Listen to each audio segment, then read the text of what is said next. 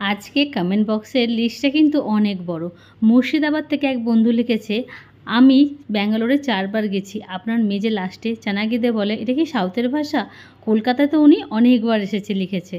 কত সুন্দর কমেন্ট করেছেন, অসংখ্য ধন্যবাদ আপনাকে। আর অঞ্জনাদি অনেক লাভ রিয়াক্ট দিয়েছে। কণা লিখেছে দারুণ, লাভ রিয়াক্টও দিয়েছে। আর এক বন্ধু লিখেছে খুব সুন্দর। সবাইকে অসংখ্য ধন্যবাদ এত সুন্দর সুন্দর কমেন্ট করার জন্য। অনেক কমেন্ট আছে, এর পরের ভিডিওতে আমি তাদেরও কমেন্ট পড়ব। প্রথমে আটার মধ্যে টক দই দিয়েছি, বাটার নুন চিনি দিয়ে ভালো করে গরম জল দিয়ে আটাটা মেখে নেবো।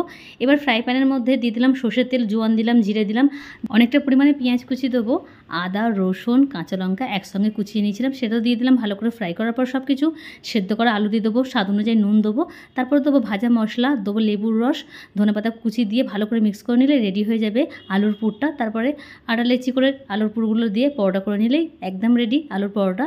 দারুণ হয়েছিল। আর আমার মেয়ে খেয়ে বলল, মাম্মি চানাকি দে।